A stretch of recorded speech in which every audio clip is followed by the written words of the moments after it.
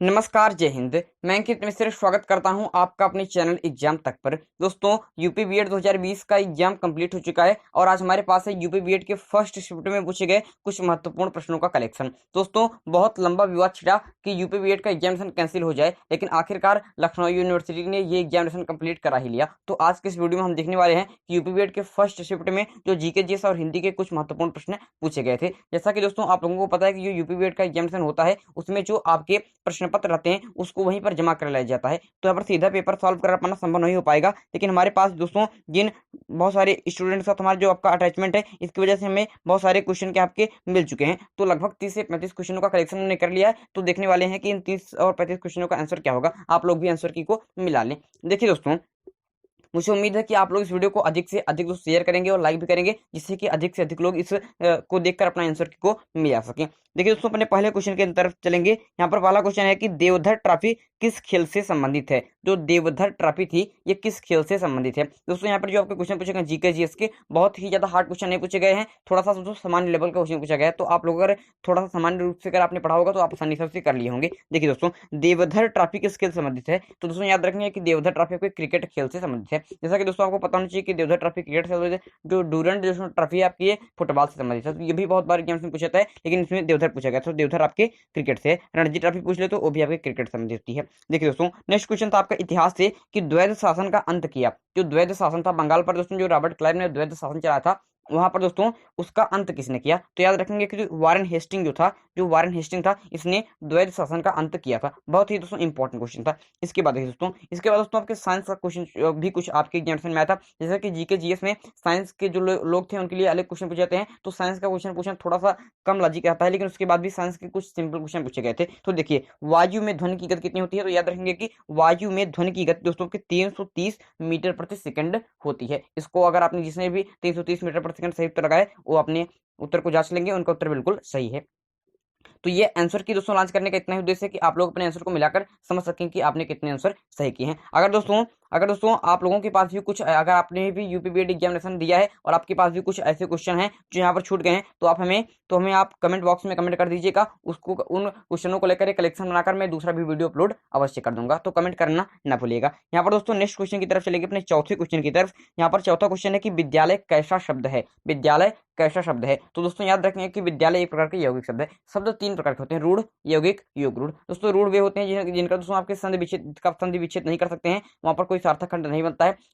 दोस्तों उसके बाद क्या होता है, जो यौगिक होते हैं उसका दो सार्थक खंड किए जा सकते हैं। जैसे विद्यालय में विद्या मतलब होता है विद्या, एक अलग सार्थक खंड है, और आलय मतलब जहाँ का स्थान होता है वो अलग सार्थक खंड है। तो यहाँ पर दो सार्थक खंड हो जाते हैं, उसे कहते हैं दोस्तों आपकी यौगिक। और योग रूढ़ उसे कहते हैं जो आपकी बनावट के दृष्टिकोण से तो यौगिक हो, लेकिन अर्थ के दृष्टिकोण से आपका रूढ़ हो जाए। जैसे हम कह देंगे लंबोदर। तो लंबोदर की बात करेंगे तो अगर बनावट के दृष्टिकोण से देखें तो लंबा उदर दोनों सार्थक खंड है, लेकिन जब इसका अर्थ निकालते हैं तो तृतीय अर्थ बन जाता है गणेश, और गणेश एक प्रकार का दोस्तों आपके रूढ़ शब्द है। तो ये पूरा शब्द बन जाता है आपका योग रूढ़। जितने भी बहुब्रीहि समास हैं सारे आपके योग रूढ़ शब्द हो जाते हैं। तो रूढ़, यौगिक, योग रूढ़ के बारे में आप समझ गए होंगे। तो विद्यालय किस प्रकार का शब्द है आपके, विद्यालय एक प्रकार का यौगिक शब्द है।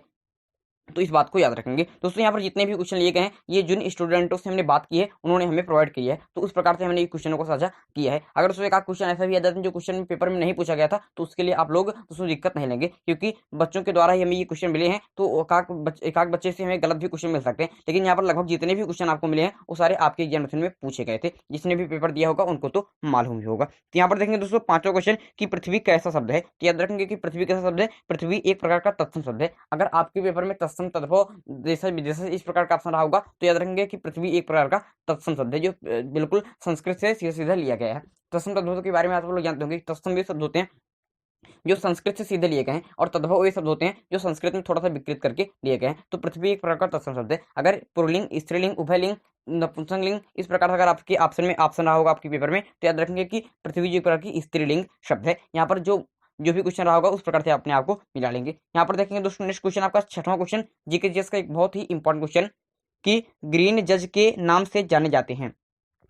तो ग्रीन जज के नाम से कौन जाने जाते हैं। दोस्तों याद रखेंगे कि ग्रीन जज के नाम से कुलदीप सिंह, आपके जाने जाते हैं। मोस्ट इंपॉर्टेंट क्वेश्चन है, जिनका भी कुलदीप सिंह रहा होगा उनका सही उत्तर होगा। दोस्तों आप लोग कमेंट करके ये बताइएगा कि आप में से कितने, इसमें से कितने क्वेश्चन आपके सही हुए हैं। लगभग 100 क्वेश्चन आपके फर्स्ट शिफ्ट में थे, 100 क्वेश्चन आपके सेकंड शिफ्ट में थे। तो आपने कितने क्वेश्चन किए ये हमें कमेंट बॉक्स में मौजूद बताएगा, और चैनल को सब्सक्राइब कर लीजिएगा, क्योंकि जल्द से जल्द मैं आपको एक फुल एनालिसिस वीडियो डालूंगा कि आपने कितने क्वेश्चन किए होंगे कि आपको सरकारी सीट मिलने के ज्यादा से ज्यादा चांसेस हैं। तो चलिए दोस्तों नेक्स्ट क्वेश्चन की तरफ चलते हैं। यहाँ पर नेक्स्ट क्वेश्चन है कि भक्ति काल के प्रमुख कवि हैं। जो भक्ति काल है इसके प्रमुख कवि कौन है? तो याद रखेंगे कि इनमें से आपके तुलसीदास जो थे वो आपके भक्ति काल के प्रमुख कवि हो जाएंगे, याद रखेंगे। दोस्तों तुलसीदास के गुरु का नाम था गुरु रामानंद, अगर वे ऑप्शन में होते तो भी बिल्कुल सही उत्तर हो जाता। तो भक्ति काल के प्रमुख कवि हो जाएंगे आपके तुलसीदास जी।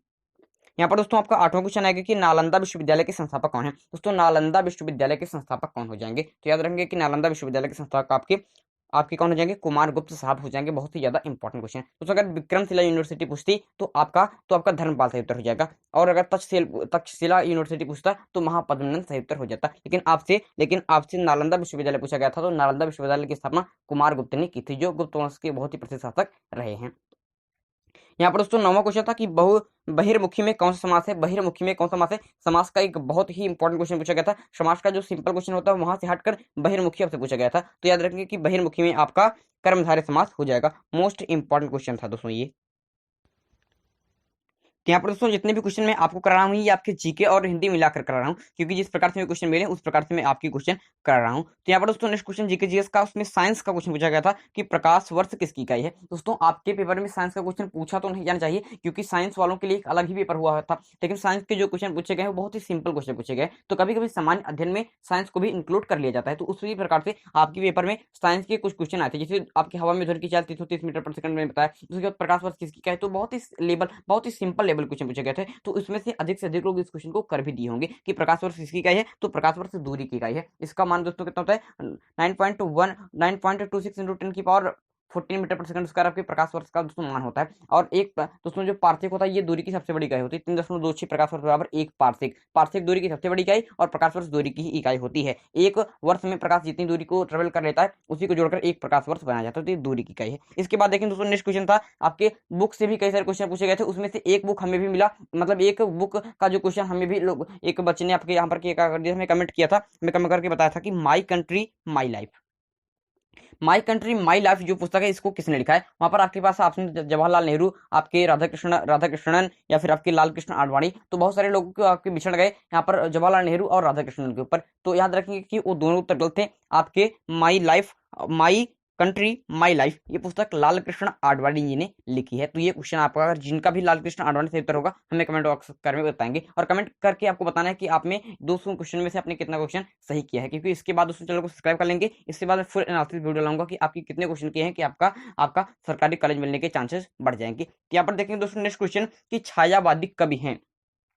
छायावादी कवि कौन है? दोस्तों छायावादी कवि जयशंकर प्रसाद निराला जी हो जाएंगे। जयशंकर प्रसाद निराला जी आपके छायावादी कवि हो जाएंगे। यहाँ पर दोस्तों नेक्स्ट क्वेश्चन की तरफ चलेंगे कि बहरीन की राजधानी है, तो बहरीन की राजधानी आपकी मनामा हो जाएगी। बहरीन की राजधानी क्या हो जाएगी? बहरीन की राजधानी आपकी मनामा हो जाएगी। तो सारे क्वेश्चन बहुत ही ज्यादा इंपॉर्टेंट और बहुत ज्यादा लेवल के क्वेश्चन नहीं पूछे गए, बहुत हार्ड क्वेश्चन नहीं पूछे गए थे। क्वेश्चन आपके सिंपल लेवल का ही था। जिसने भी दोस्तों आपके मेहनत के साथ दोस्तों लगन के साथ पढ़ाई की होगी उनका क्वेश्चन दोस्तों अवश्य ही सही होगा। यहाँ पर देखेंगे दोस्तों नेक्स्ट क्वेश्चन आपसे पूछा गया था कि नेक्स्ट क्वेश्चन आपके दोस्तों छायावादी कवि की बात करता हूँ, जयशंकर प्रसाद और निराला पंत जी भी छायावादी कवि हैं। जो भी आपके ऑप्शन में रहा होगा, या फिर जयशंकर प्रसाद, या फिर सूर्यकांत भट्टनारा, या फिर सुमित्रा नंदन पंत, जो भी आपके ऑप्शन में रहा होगा उसको आपको सही टिक लगा देना था। इसके बाद देखें दोस्तों बहरीन की राजधानी मन्ना मैंने आपको बता ही दिया। इसके बाद क्वेश्चन है कि गंगा कहाँ से निकलती है, तो याद रखेंगे कि गंगा आपके उत्तराखंड के गंगोत्री ग्लेशियर से निकलती है। तो गंगा कहाँ से निकलती है? आपके उत्तराखंड से निकलती है, याद रखिएगा, बहुत ही ज्यादा इंपॉर्टेंट क्वेश्चन है। इसके बाद दोस्तों नेक्स्ट क्वेश्चन है कि डोगरी कहाँ की भाषा है, तो दोस्तों याद रखेंगे डोगरी आपकी जम्मू कश्मीर की भाषा है। जैसा कि दोस्तों यूपी बीएड का एग्जाम जिस प्रकार से हमने दोस्तों आपको कंप्लीट कराया, आपके 4 से 5 प्रैक्टिस सेट भी प्रोवाइड किए, उसी प्रकार से अब ये आपके बीएड एग्जाम होने के बाद मैं यूपी बीओ एग्जामिनेशन की तैयारी भी इसी प्रकार करने वाला हूँ। जो भी बच्चे यहाँ पर यूपी बीएड के बाद अगर यूपी बीओ की भी एग्जामिनेशन की तैयारी कर रहे हैं, या फिर अन्य एग्जामिनेशन की तैयारी कर रहे हैं, कोई भी एग्जामिनेशन अगर कॉम्पिटेटिव एग्जाम का, तो हमारे चैनल को सब्सक्राइब कर लेंगे, क्योंकि यहाँ पर विभिन्न एग्जाम की तैयारी बहुत ही सीरियस तरीके से, बहुत ही इंपॉर्टेंट तरीके से कराई जाती है। तो दोस्तों यूपी बीओ एग्जामिनेशन के लिए भी आप लोग तैयार रहेंगे। जो भी यूपी बीओ का एग्जामिनेशन की तैयारी कर रहा होगा उसे हमारे चैनल के बारे में बता देंगे, उसे हमारे चैनल की लिंक भेज देंगे कि यहाँ पर तैयारी बहुत ही दोस्तों इंपॉर्टेंट तरीके, बहुत ही शानदार तरीके से चलने वाली है। और जिन जिन बच्चों ने यूपी बीएड एग्जामिनेशन के लिए फिर हमारे चैनल को बहुत लंबे समय से सब्सक्राइब किया है, जो भी वीडियो देखते हैं, तो उन्हें अपने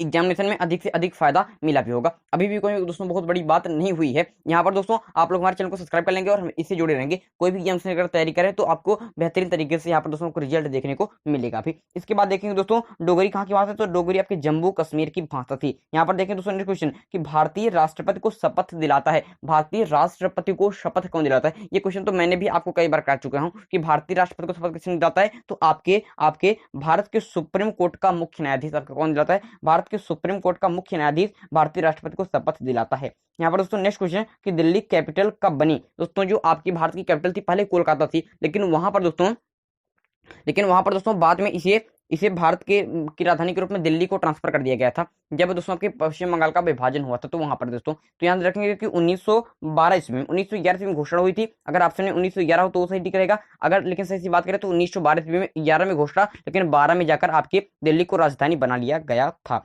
कब किसी समय में, तो लॉर्ड हॉर्डिंग के समय में। याद रखिए थर्ड दिल्ली दरबार हुआ था उसी में ये घोषणा की गई थी, आपके बंगाल विभाजन को रद्द कर दिया गया था प्लस दिल्ली को भारत की राजधानी बनाया गया था। इसके बाद दोस्तों आपके 18वें क्वेश्चन की तरफ चलेंगे, भारतीय संविधान कब लागू। मोस्ट इंपॉर्टेंट और बहुत ही लल्लू टाइप का क्वेश्चन, बहुत ही सिंपल सा क्वेश्चन, बहुत सारे सिंपल क्वेश्चन भी पूछे गए थे। हमारे बच्चों ने हमें बताया भी, बहुत सारे बच्चों से मैंने बात भी की है कि आप लोगों का पेपर कैसा गया, तो उन लोगों ने सही बताया है। हमारे लगभग दोस्तों 30 से 32 हमारे जो स्टूडेंट है उनके साथ हमारा अटैचमेंट बना हुआ है, तो उन लोगों ने हमें जो क्वेश्चन प्रोवाइड कराए हैं तो उन क्वेश्चनों के प्रकार से हमने आपके 30 से 35 क्वेश्चन का करेक्शन यहाँ पर कर लिया है। अगर आपके पास भी कोई क्वेश्चन है तो हमें इस वीडियो के कमेंट बॉक्स में कमेंट कर देंगे, और जब इसका दूसरा वीडियो मैं जल्द से जल्द लेकर आऊंगा तो वहां पर एनालिसिस करके जो आपके नए क्वेश्चन आएंगे तो उसको भी मैं यहाँ पर करा दूंगा। 30-35 क्वेश्चन ये हो जा रहे हैं जिन्होंने भी यूपी बीएड का एग्जाम दिया, उन्हें हमारा दोस्तों आग्रह है, दोस्तों निवेदन है कि आप लोग भी कमेंट कर दीजिएगा कि जो क्वेश्चन आपके एग्जामिनेशन में आए हों उसको दोस्तों यहाँ पर मैं फिर से एक नए वीडियो में आपको करा दूंगा। यहाँ पर देखिए दोस्तों कि भारतीय संविधान कब लागू हो, तो 26 जनवरी 1950 को। कुछ चीजें दोस्तों आपकी 24 जनवरी को भी लागू हुई थी, लेकिन पूर्ण तरीके से 26 जनवरी 1950 को। उससे 26 नवंबर को दोस्तों ये बन गया था, लेकिन दोस्तों 26 जनवरी 1950 को लागू करने का उद्देश्य यही था कि आपके पंडित जवाहरलाल नेहरू जी ने 1930 ईस्वी में ही दोस्तों आपके 1930 ईस्वी में 26 जनवरी के दिन स्वतंत्रता को मना लिया था। इसीलिए 26 जनवरी के दिन को याद करने के लिए, सभी दिन के 26 जनवरी के दिन को मोस्ट इंपॉर्टेंट बनाने के लिए 26 जनवरी 1950 ईस्वी को ही दोस्तों आपके भारतीय संविधान को लागू किया गया। इसके बाद दोस्तों याद रखेंगे, अगर इस प्रकार से कोई क्वेश्चन पूछे कि भारतीय संविधान को आंशिक रूप से कब बन के तैयार हुआ, तो आंशिक रूप से दोस्तों 26 नवंबर 1949 ईस्वी को दोस्तों ये बनकर तैयार हो गया था और आंशिक रूप से लागू भी हो गया था पूर्ण तरीके से 26 जनवरी 1950 को।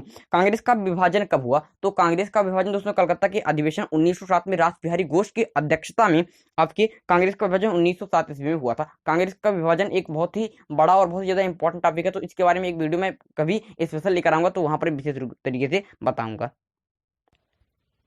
यहाँ पर सिर्फ और सिर्फ इतना ही उद्देश्य है कि आपको कम समय में अधिक से अधिक जानकारी दी जा सके और आपके कम समय में अधिक से अधिक क्वेश्चन आपके कंप्लीट करा जा सके, जिससे आप लोग भी अपने आंसर को मिला सके, अपने क्वेश्चन को मिला सके कि आपने कितने क्वेश्चन को सही किया। दोस्तों माइनस मार्किंग थी तो पहले भी मैंने बताया था, बाद में बताता हूँ कि कभी भी दोस्तों अगर आप कोई भी एग्जाम देने जाते हैं वहाँ पर अगर आंसर की में अगर वहाँ पर दोस्तों की जो आपके माइनस मार्किंग के क्वेश्चन रहे तो आप लोगों को वही क्वेश्चन करना चाहिए जिसमें आप लोग दोस्तों फुल दोस्तों को लग रहा है कि ये सही होगा। दोस्तों डाउट के क्वेश्चन यहाँ पर ज्यादा नहीं करनी चाहिए, वरना जो क्वेश्चन आपके सही रहता है वो भी माइनस मार्किंग करके आपके नंबर कम हो जाते हैं। तो यहाँ पर देखेंगे दोस्तों नेक्स्ट क्वेश्चन रहेगा आपका कि भारत प्रधानमंत्री के तौर पर नरेंद्र मोदी जी ने पहली बार शपथ कब ली, तो प्रधानमंत्री के तौर पर नरेंद्र मोदी जी ने पहली बार शपथ 2014 26 मई को ली थी। ये बातें पता होनी चाहिए। और 3 जून को प्रथम मंत्रिमंडल बुलाया गया था, 26 मई को याद रखेंगे, बहुत ज्यादा इंपॉर्टेंट क्वेश्चन। और ये पूछा गया तो करंट अफेयर के तौर पर दोस्तों बहुत ही पुराने लेवल का करंट अफेयर पूछा गया, तो करंट अफेयर बिल्कुल अलग टाइप का था, तो ये तो आपको बातें पता ही होनी चाहिए।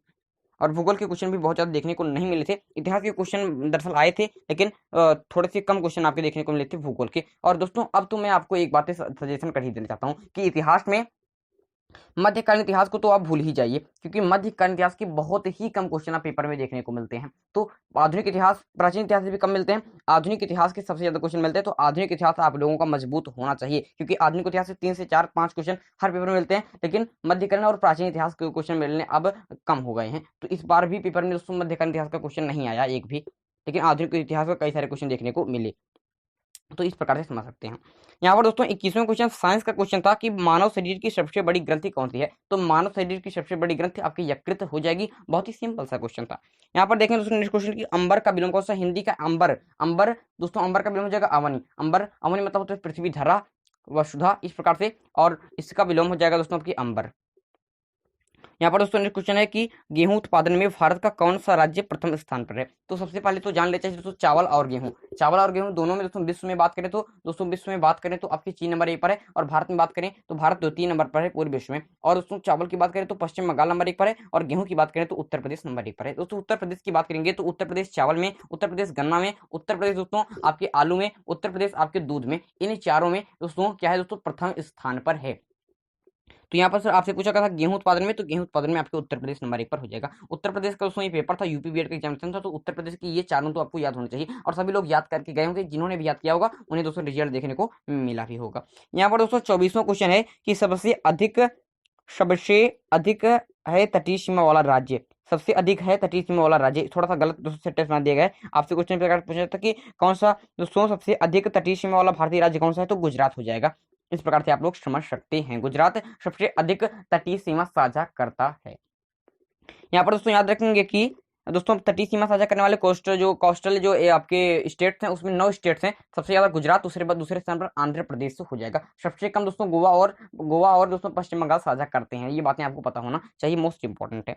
यहाँ पर दोस्तों नेक्स्ट क्वेश्चन है कि प्रकृति के सुकुमार कवि हैं, प्रकृति के सुकुमार कवि हैं, तो प्रकृति के सुकुमार सुमित्रानंदन पंत साहब हो जाएंगे। शुरू में बताया था, बाद में बताता हूँ।